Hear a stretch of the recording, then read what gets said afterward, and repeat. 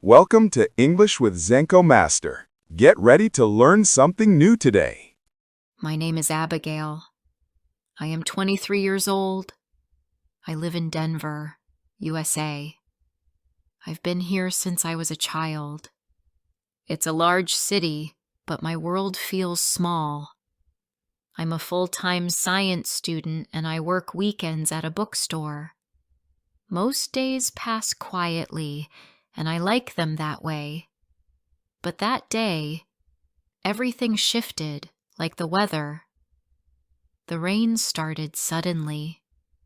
The sky over Denver turned from soft blue to hard gray in minutes. I was already outside, walking fast toward the local market near 18th Street. My old umbrella had broken last week, so I had no choice.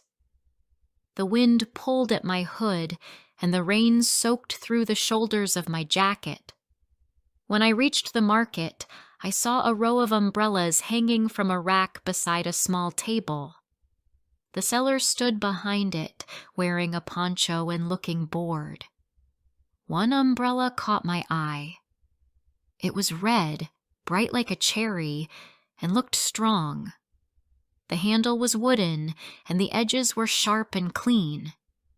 It cost $10. I hesitated.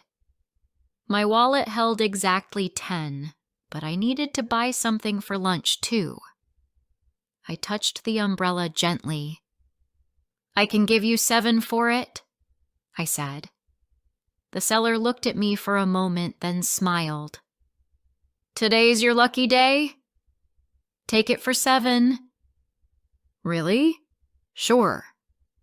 "It's still raining, and you look like you need it more than I do." That made me laugh. "Thank you," I said, handing him the money.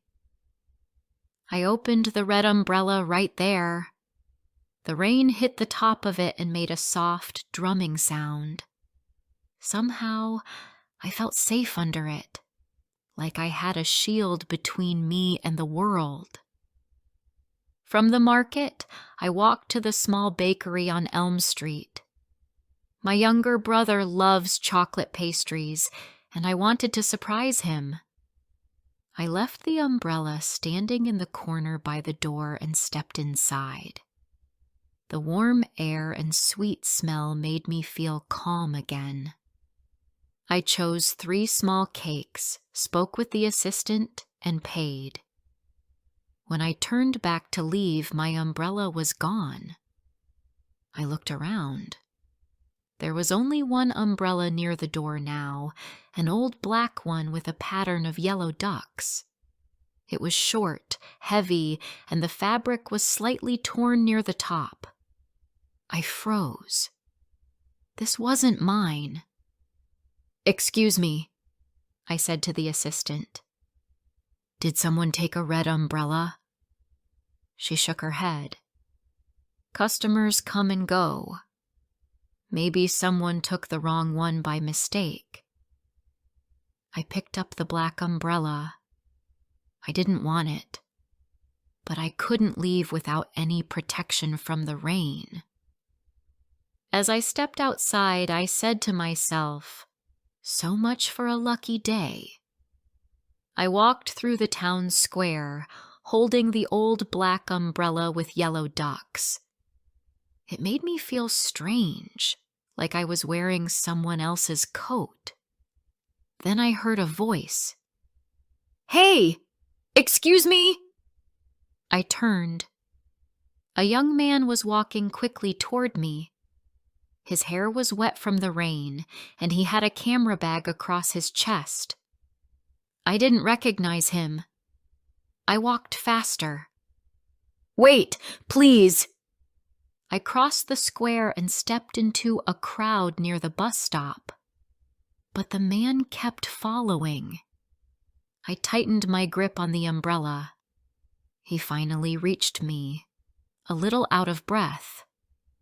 "Marissa," he said, smiling. "No," I said, surprised. "I'm not Marissa." He paused, confused. You're not?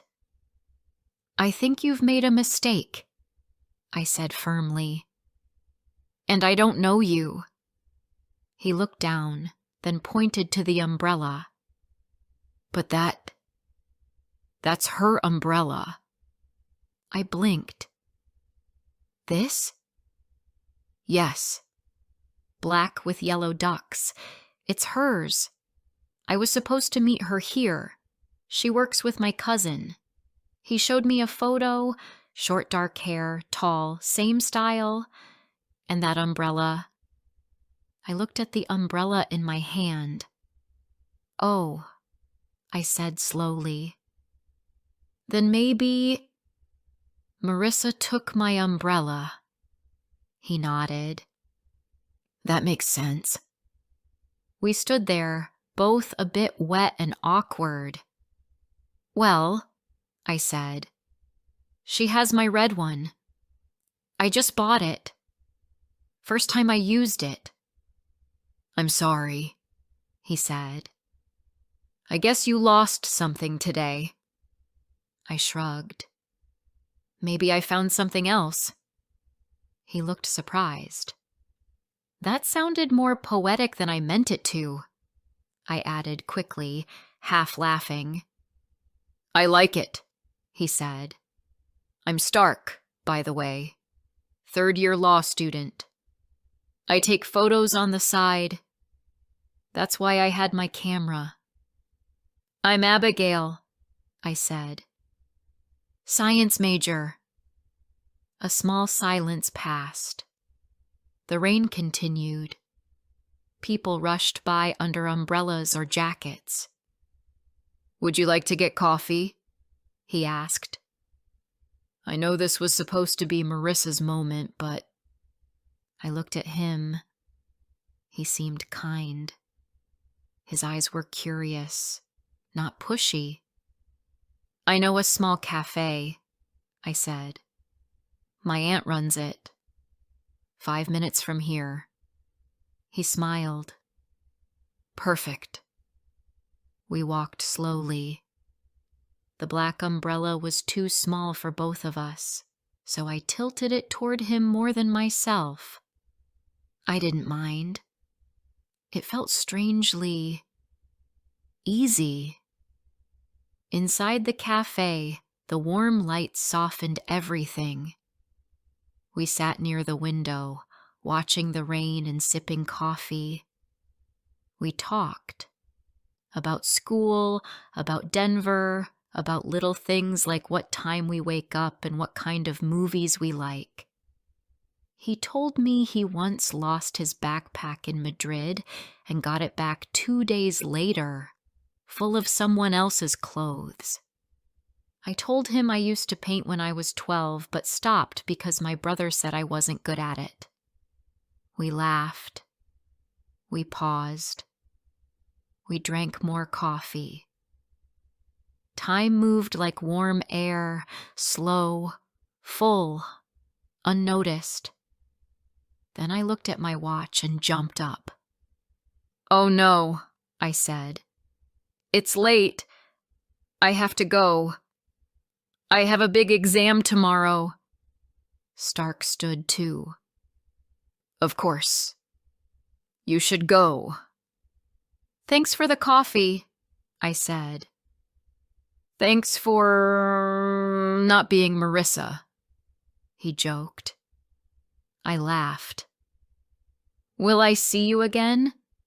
If you want to, he said. Same time next week? Okay. We walked outside. The rain had slowed to a light mist. I held the black duck umbrella again and looked up. That's when I saw her. A tall young woman was walking across the square. She had short dark hair, and in her hand she carried a shiny red umbrella. My red umbrella. She saw me at the same time and stopped. Her eyes went wide. Her face turned red. I could tell she realized the mistake. It's okay, I said. loud enough to cross the space between us. "You can keep it." She hesitated, unsure. I smiled and lifted the black umbrella slightly. "This one's lucky too." She nodded. Then she smiled back. I turned and walked away with Stark. Before I share the rest of my story, I need to know, where are you listening from? Knowing someone hears me, understands me, gives me strength. I didn't study much that night. I sat at my desk, books open in front of me, but my thoughts drifted. They drifted to the smell of coffee, to the soft way Stark said perfect, and to the look in his eyes when he listened, like he actually heard me. It had been a long time since someone had looked at me that way. The umbrella mix-up had turned into something unexpected, something human and warm, and I couldn't push it aside, no matter how hard I tried to return to science formulas and test pages. The next morning, I walked into the exam room with a sharp pencil and a distracted mind. Still, the test didn't go badly. In fact, I finished early, and as I walked out into the quiet hallway, I felt lighter. Not because the exam was over, but because I had something to look forward to. The idea of next week's coffee with Stark stayed in the corner of my thoughts, like a bookmarked page in a good novel. The days passed slowly, but they passed. I went to classes, worked shifts at the bookstore, and watched the sky each evening from my bedroom window. I didn't tell anyone about Stark, not yet. It felt too early, too private, like a story still being written. My roommate, Mia, asked once why I was smiling while washing dishes, and I simply said, "Just thinking." She nodded without pressing further, and I was glad for that. On Friday, I found a small note inside the black umbrella. It had been tucked deep into the fabric near the handle, folded into a neat square. I opened it carefully. The handwriting was quick and a little messy, written in blue pen. "Thanks again for listening yesterday. You were right. I do need to leave. M." I read it twice, then a third time. I didn't know who M was, but I knew that note wasn't meant for me. It must have been written for someone Marissa trusted, someone who'd heard her story and offered advice. I felt like I had stepped into a page of someone else's life. I refolded the note and placed it back inside the umbrella, unsure whether to tell Stark about it or not. The next week, on the same day and nearly the same time, I stood near the cafe entrance, umbrella in hand. Yes, the same black one with yellow ducks. I had come to like it in a strange way. It reminded me not just of the mistake, but of the surprise that followed. Stark arrived exactly on time, wearing a gray jacket and carrying a fresh notebook. He smiled when he saw me, and I realized how familiar that smile was now. How natural. We ordered drinks and returned to our window seat. Outside, the world moved quickly, people crossing the square, cars stopping at lights. But inside the cafe, time seemed to pause again. Stark asked me about my exam, and I told him it went well. He talked about a classmate who couldn't stop quoting legal cases in every conversation. We laughed about that, and I shared how sometimes I spoke to my plants when no one else was home. He didn't laugh at that. He said, I think they probably listen. I decided to show him the note.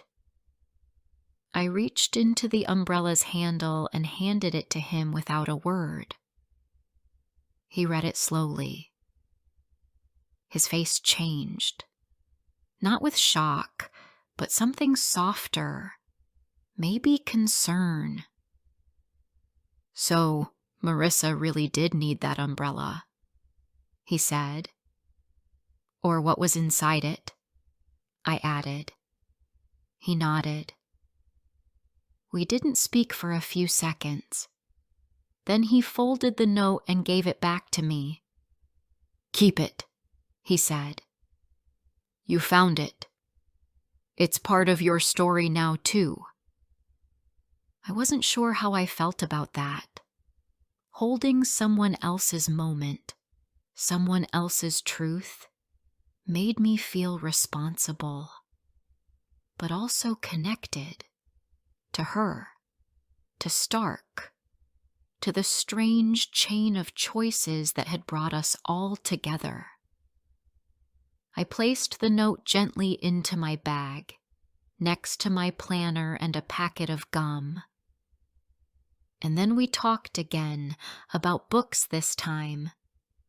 He liked crime thrillers.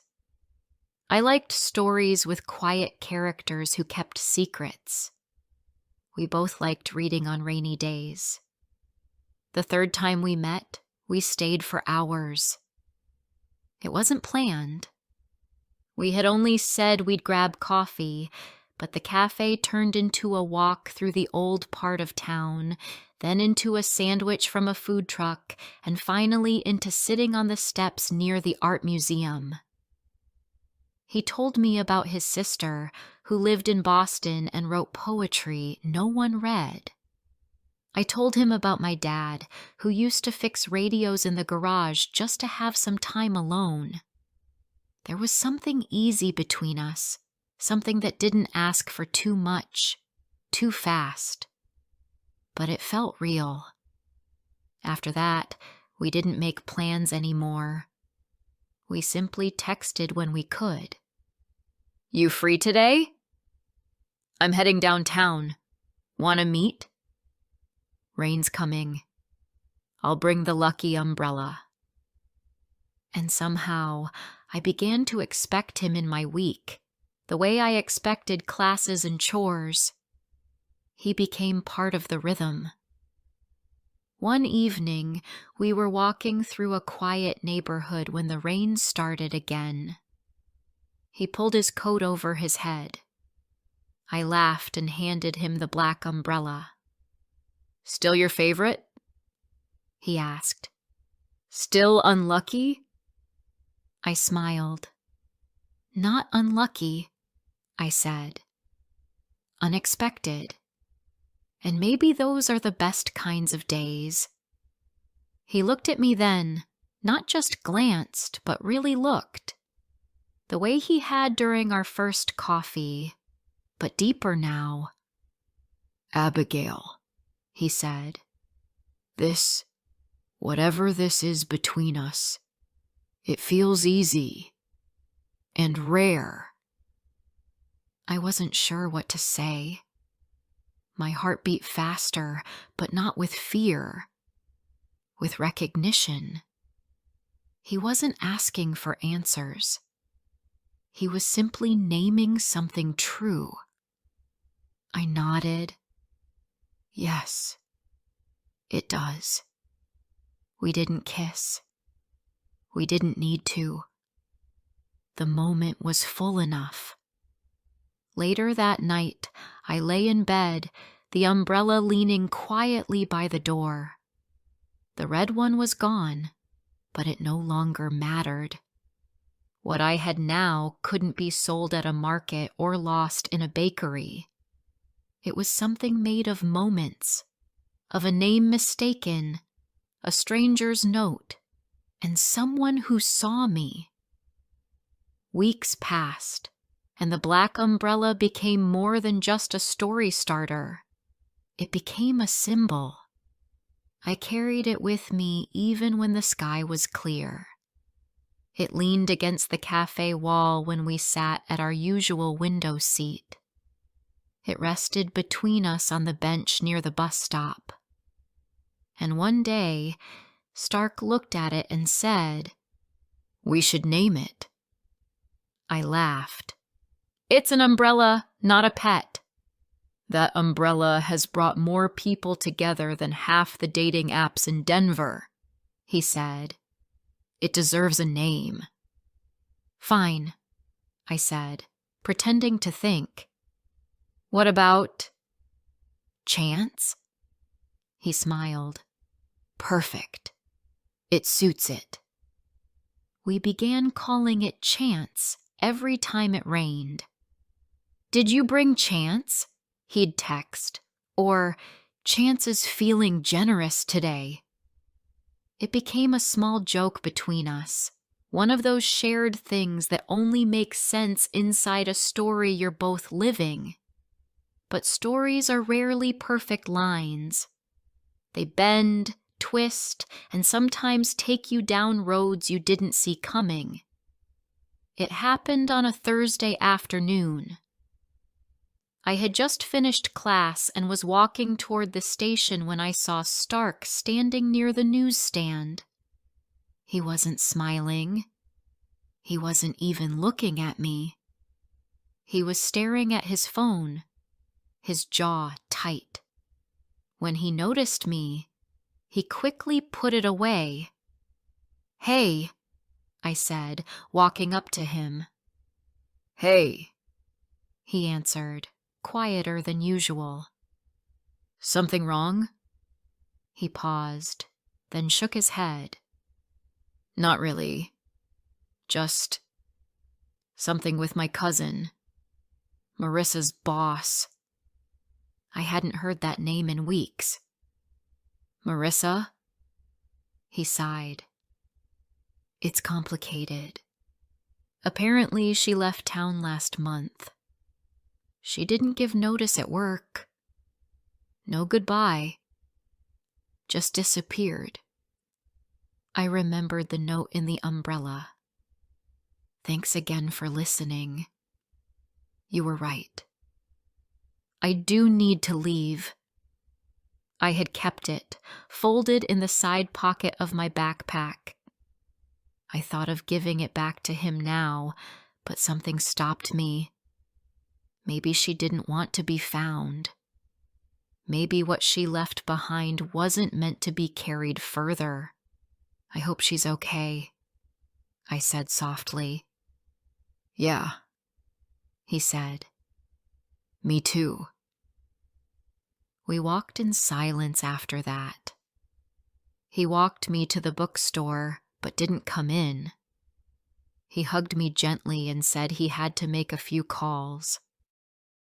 That night, I didn't sleep well. Not because of Marissa exactly, but because I realized how much I didn't know about Stark's life outside the hours we spent together. He had a cousin I'd never met, friends I didn't know, a family I'd never asked about. We had built something strong, but also small, like a bubble, and now the world outside of it had started to press in. The next few times we met, he was different. Still kind, still present, but there was a quietness in him that hadn't been there before. He talked less. He checked his phone more often. He apologized for things that didn't need apologies, like arriving 2 minutes late or not finishing his coffee. One afternoon, I finally asked, "Is something going on?" He looked up from his cup. "Yeah," he said, "but I don't know how to explain it yet." "You don't have to explain everything," I said. "But I'm here. You know that, right?" He nodded. "I know, and I'm grateful." But he didn't say more, and that silence sat between us like an unopened letter. A week later, I was at the library when I got a message from Stark. "Can we talk?" I replied, "Sure." "Where?" He said, "The park, near the rose garden." When I arrived, he was already there, sitting on a wooden bench under a tree. The black umbrella, Chance, was beside him, though there wasn't a cloud in the sky. He stood when he saw me. "I'm leaving Denver," he said, before I could even sit down. I stared at him. "What?" "My cousin offered me a summer internship in Chicago. It's a great opportunity, and I need to take it." "Summer?" I asked. "Just the summer?" He hesitated. "Maybe longer." The words felt like a cold wind. I sat slowly. "When?" "End of the week." I looked at the umbrella on the ground. Its yellow ducks stared up at me like they knew something I didn't. "You weren't going to tell me?" "I didn't know how," he said. "I didn't want to change what we had." "But this changes everything." "I know." We sat there for a long time. He talked about the internship, about the chance to work with legal researchers, about how it could help him finish law school with a job already waiting. I nodded in the right places, but my heart was somewhere else, running ahead to the moment he'd be gone, to the quiet space he'd leave behind. "What happens now?" I asked. "I don't know," he said honestly, "but I want to stay in touch. I want us, to continue somehow." "Long distance?" I asked. "If you're okay with that." I wasn't sure if I was, but I didn't say no. Instead, I picked up the umbrella and handed it to him. "Take Chance," I said. He blinked. "But it's yours." "It was never really mine," I said. "It came into my life by accident. It brought me to you. Maybe now it can bring you to something else." He looked down at it, then back at me. "I'll take care of it." "I know." We hugged. It wasn't a dramatic movie hug. It was quiet, real. The kind of hug that says goodbye but doesn't use the word. He left 3 days later. I didn't go to the station. I didn't want that image in my head, him disappearing into a train or a gate. Instead, I stayed home and read a book I knew I wouldn't finish. The first few days without him were strange. The cafe felt too quiet. My phone felt too heavy. I told myself we'd talk soon, and we did, but not the same. Texts, short calls, photos of rainy Chicago streets where Chance now walked under taller buildings. And slowly, time did what it always does. It moved forward. I focused on my final semester. I joined a study group. I started sketching again, small drawings of people in cafes, umbrellas in corners, shoes under benches. It felt good to create again, even in small ways. One afternoon, I got a package in the mail. There was no return address, but I knew the handwriting. Inside was a postcard of the Chicago skyline. On the back, 3 lines were written in blue ink. "Chance says hi. Still lucky. Still thinking of you." I smiled, and for the first time in weeks, I cried. Not from sadness, but from the strange, full feeling of having been seen, known, and remembered. Maybe stories don't always end. Maybe they just pause, change shape, and find new places to live. The umbrella is gone, but the story it started remains. In coffee shops, in quiet parks, in small notes left behind. In the way we sometimes meet exactly who we need, by mistake, in the rain,